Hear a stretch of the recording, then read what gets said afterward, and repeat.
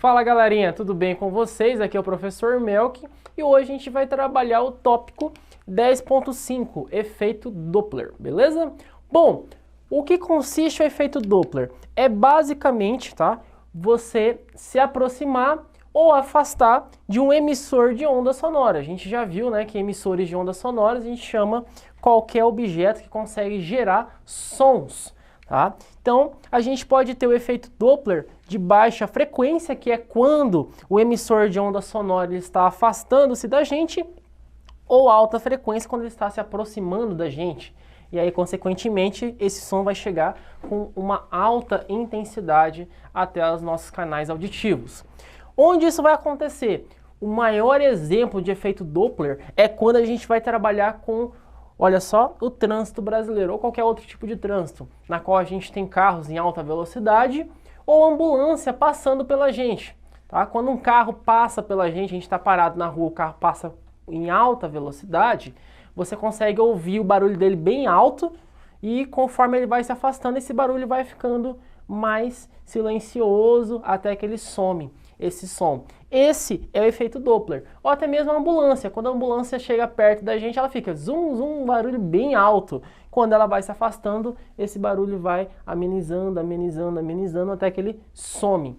Esse é o efeito Doppler, beleza? Bom, para a gente conseguir entender o efeito Doppler, é sempre na ocorrência de aproximação ou afastamento do quê? De fondas de ondas sonoras ao um observador, ou seja, o referencial adotado nesse caso vai ser quem está observando e não a fonte sonora, tá? Então quem estiver parado ou quem está dentro do carro e vê a ambulância passando, é sempre em relação a você que o efeito Doppler vai acontecer e não em relação à ambulância. Por quê? A ambulância ela vai continuar gerando esse som, então quem está dentro ouve esse som com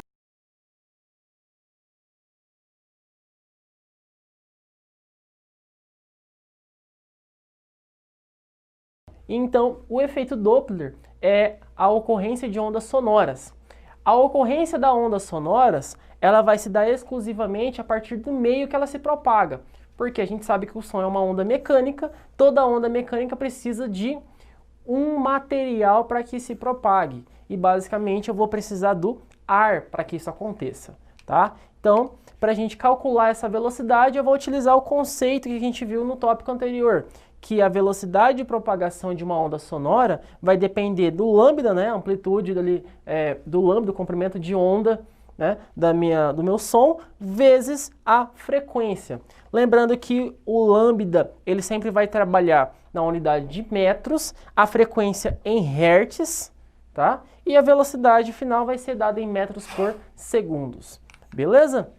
Então, as velocidades no meio vai depender do quê? Do meio e da temperatura que esse meio se encontra. Aqui eu tenho alguns exemplos, né? Líquidos, a água 25 graus Celsius, no caso do mar, a água doce, né? Ou a água que a gente utiliza para tomar, água mineral, mercúrio, glicerina, alumínio, né, no estado sólido, vidro no estado sólido, hidrogênio também propaga, tá?